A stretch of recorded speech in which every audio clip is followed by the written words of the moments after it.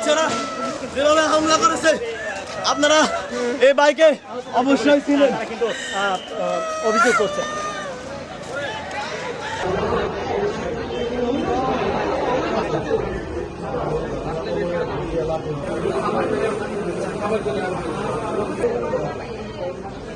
গত 2 দিন আগে একটা খসড়া বেরিয়েছে, সেখানে হচ্ছে জুলাই সনদ স্বীকৃতি দেওয়া হবে, তবে জুলাই সনদে আমাদেরকে সে রাষ্ট্র স্বীকৃতি দিবে না, তবে জুলাই সনদ হচ্ছে ওরা বাস্তবায়ন করবে।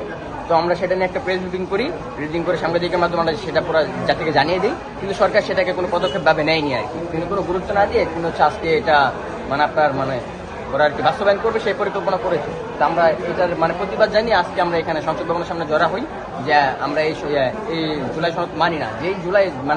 যেই জুলাই হচ্ছে শহীদ এবং আহতদের দিয়ে এসেছে, যেই জুলাই হচ্ছে আমাদের দিয়ে এসেছে, সেই জুলাই সনদ যদি আমরাই না থাকি তাহলে এটা জুলাই সনদ কিভাবে হয়? আমি মনে করি যে ইন্টারিম সরকার হচ্ছে তিনি একজন ব্যর্থ, এই জুলাই সনদটা হচ্ছে ব্যর্থ।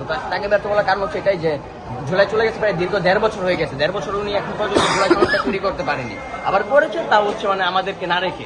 তাহলে এটা অবশ্যই আজকে আপনাদের কিভাবে, আপনি যে বলছিলেন আপনারা জুলাইয়ের সময় জড়িত, আপনার জুলাইয়ের সময় জুলাই আন্দোলনে আমরা হচ্ছে 5 আগস্ট থেকে গুলিবিদ্ধ হওয়ার পর হচ্ছে সেখানে আর কি আপনার অস্ত্রোপচার করে পঙ্গু মেডিকেল আর কি নিটুরে সেখানে আর কি এক হাত কেটে ফেলতে হয়। তার পরবর্তী সময় হচ্ছে ব্র্যাক আমাকে একটা হাত গিফট করে আর্টিফিশিয়াল, সেটা হচ্ছে আমি ব্যবহার করি।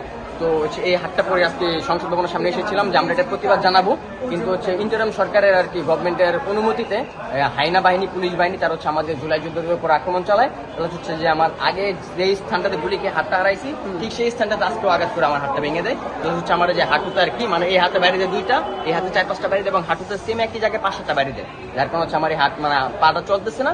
তো হচ্ছে আমার এই হাতটা এটাও ভেঙে ফেলছে, এটা তো আমি তেমন আঘাত পাইনি, কিন্তু এক জায়গায় বাইরে দেওয়ার কারণে পাটা চলাচল করতেছে না, যার কারণে হচ্ছে আমি ঢাকা মেডিকেলে আসতে বাধ্য হয়েছি।